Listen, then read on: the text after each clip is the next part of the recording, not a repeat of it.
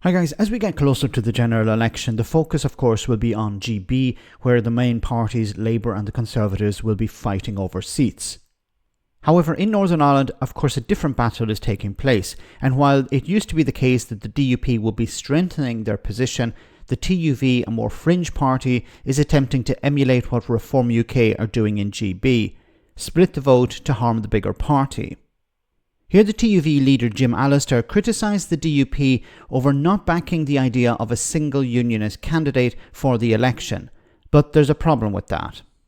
Well, let me just remind you, Gavin Robinson was the man who shut down a TUV proposition that we could have a single party for this election and a single candidate. He's the man who shut it down, so I'm rather intrigued that now he's wanted to talk. But if he wants to talk about returning to the path of the United Unionist Declaration, which was where unionism was united before the DUP and the Ulster Unionists divided it by departing from that declaration, then I'm happy to talk about an agenda to reunite the United Kingdom instead of his agenda of promoting the unification of Ireland through a protocol.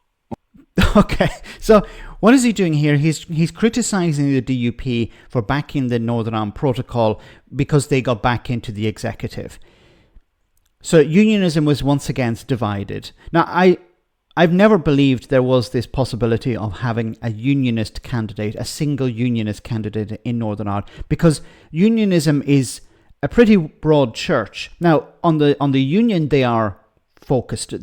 There is agreement, but there are so many other issues that it's very difficult for them to agree. And since Brexit, of course, it's very difficult to have a single unionist candidate. So you have the UUP, the Ulster Unionist Party, which is a more moderate unionist party, who agree with, for example, gay rights and stuff like this. Then you have the DUP, which is further to the right. And then you have the TUV, this guy, who's even further to the right. And because of the protocol, Jim Allister here and the TUV and certain members of the DUP had been suggesting, don't get back into the executive. We have to end the protocol. We have to get rid of the Irish sea border. I don't know if you can see on the screen, he's wearing a little badge, no sea border. His position is, well, we just take a hardline approach and to hell with the consequences.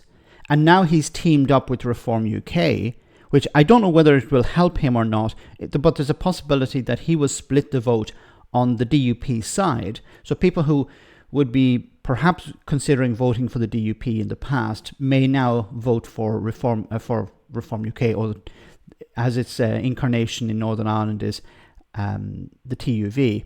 And this will, of course, damage the DUP, which will probably see the likes of the Alliance Party win a seat. And now there's also another problem for the DUP, of course, and that is their former leader, Jeffrey Donaldson, is gone. And this has left a massive vacuum, because he was not just a leader, but he was a massive campaigner. He was a really good campaigner for the DUP. He was the face of the DUP, and that's gone now. And they're struggling to come up with an alternative. And of course, the TUV see an opportunity there to take votes away. So in a sense, unionism, while he's suggesting, well, we could have a single unionist candidate, unionism is more divided than ever. Let me know in the comment section, guys, what you think. As always, your comments are greatly appreciated. Thanks a lot.